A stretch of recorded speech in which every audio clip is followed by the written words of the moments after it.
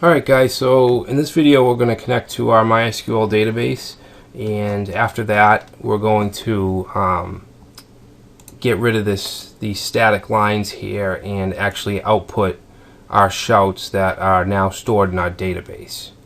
Alright, so we want to connect in our database.php file. Okay, it's only going to be a couple lines of code. We're using pretty much the easiest solution to interact with a MySQL database. Alright, so we're going to open a PHP tag. I don't know what that is. And let's see, we're going to connect to MySQL. Alright, so what we're going to do is create a connection variable. Alright, and we're going to set that to MySQLi connect. Alright, and you should always be using MySQLi. Don't use MySQL Connect. It's deprecated and it's just it's much less secure.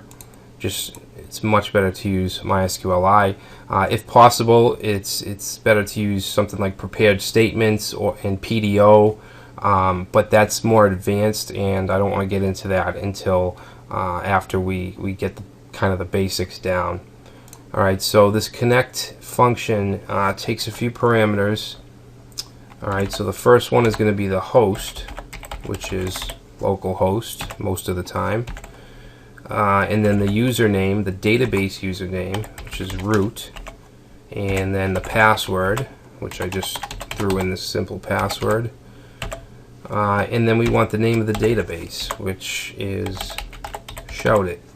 Alright. So that's our connection variable, and we'll need this variable for certain tasks. Alright, now what we want to do is test the connection. Alright, now we could just say if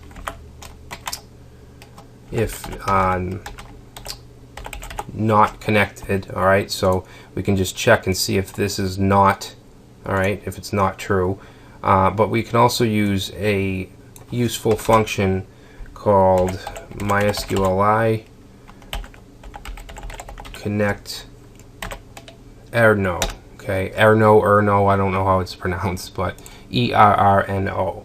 Alright, so we can check for errors with that. Alright, and then we can echo out an error string. We'll say failed to connect. Alright, and we don't just want that, we want to actually have some information about what happened. Alright, so we can actually throw in this MySQLi connect error. Alright, and that'll give us specific details about what happened, because just seeing failed to connect to MySQL, that's not going to be very helpful when debugging. Alright, so that's it for the database file. We want to save that. Now we want to go back to index and make sure that we include that file, because we're going to be using it. We're going to be interacting with the database, so we need a link to that file. Okay, and we're just going to use a simple include.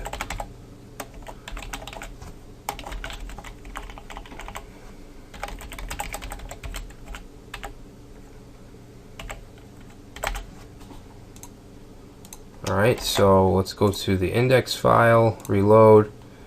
Alright, so nothing's happening, which is good. Alright, now if we go back to that database file and let's change the password. We'll throw a character in there. Now we reload and we have some useful information. We have access denied for user root. So basically it's telling us that our password's not correct. And right here it says undefined variable connect error. I'm not sure why it says that. Oh. Wait. Undefined variable MySQL connect error. Oh, I have a $sign on this. It's a function, it shouldn't have a $sign. Alright, so let's try that again. Alright, so failed to connect to MySQL. which is our error that we're putting out. We have the PHP error and then our error along with the information that is passed in through this function. Alright, and you could set this to die if you don't want the script at all to show. Alright, so we could do this. Alright, and then if they try, it's not going to show the script at all. I think I prefer it more this way. Alright, so let's put that back. Password.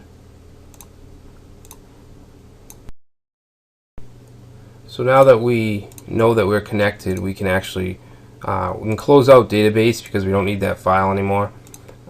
So we can actually run a query now, get the results, and print them out. And it's not too difficult to do that. Just a couple lines of code, really. Alright, so in the index file, we're going to open up a PHP block. Alright, so let's we'll say create select query. Alright, so I'm going to put it in a variable called query. And if you know MySQL, then you should have no problems at all. If you don't, then we're just dealing with extremely simple queries. Alright, so basically what we want to do is just select all shouts. Alright, that's what we want, because that's what we want to put down here, is just all the shouts. Alright, so we're going to say select. Now we can specify fields here. We could say username, what else was there, time, or whatever, or we can just say select all. Alright, and you can do that with an asterisk. And I'm sure most of you know this already. I'm just trying to point this out for people that may not. Alright, so we're going to say select all from, and then the name of the table, which is shouts. Okay, so that is probably, well, that is the simplest query that you can do. Alright, so now what we're going to do is create another variable to hold the results of the query. Okay, so we're going to run it here with the MySQLi query function. Okay, so then we're just going to pass in that query. Alright, and we could just as well have done this and not even had this line. We could do that, but I've always liked to put my queries inside of a variable and then pass that variable. Alright, so that'll get the shouts for us. Now, if we just leave it as it is now, nothing's going to happen. It'll run the query, it'll store them in this variable, but we need to output it somewhere. Alright, and we want to output it down here.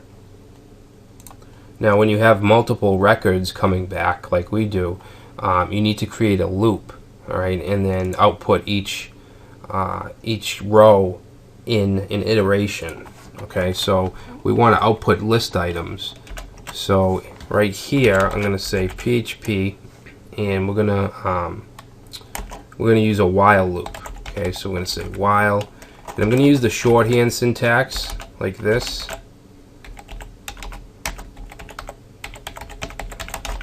That way we can just put straight HTML inside of the loop. Alright, so we're going to say while row. Okay, we're going to create this variable called row and say MySQLi fetch. Now there's a bunch of different fetch methods you can use.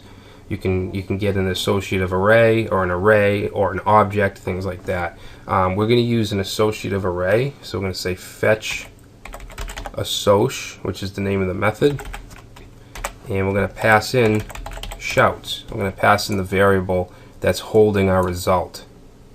Often you'll see this variable called results or result, but I like to be more descriptive. Alright, so we're saying, basically what we're saying is while there's still rows in the database that match our query, we're going to do something. Alright, and what we want to do is output a list item with our information, with our time and name and message. Alright, so we can get rid of all these static ones because it's going to run through the loop and print them out as we go, as it finds records. Alright, but we don't want the static information. If we keep it like this, unexpected end of file 36. Oh, I forgot the PHP. Expects at least 2 parameters. Oh, we didn't pass in the connection. When you do MySQLi query, you want to pass in your connection variable, okay, and that's actually in our database file. And then, yeah, that should do it. Alright, so what it's doing is it is getting the information from the database, and we are going through them in this loop, but it's outputting this, it's static information. Alright, that's why we see the same one. So what we want to do is replace the static content with dynamic content. So we'll do the time first. Alright, so we're going to get rid of this and open up a PHP block. Alright, and in here we want to echo out row time. Alright, so we're getting the row from the database, we're getting the time field here.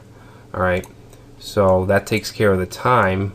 Let's copy this, and we want to put the name right here. Okay, so we're just going to change this to name. And then finally we want the message. So we'll replace this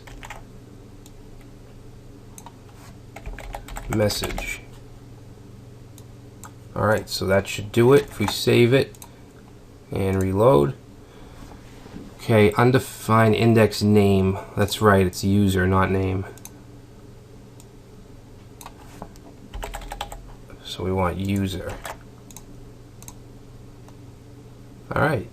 So it looks a little funny because we have this dummy text, but you can see that it's working well. They're all being pulled out. We have what, 5 records.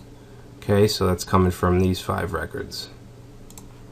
Let's actually make the name bold so that it stands out a little more. So the user right here, we're going to say strong.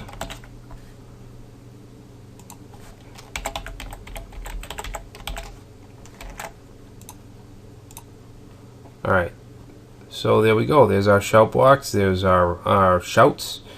Alright, so the final step in this process is to create insert functionality. So we want the person obviously to put in their name and message and be able to submit through the browser. So we'll do that next.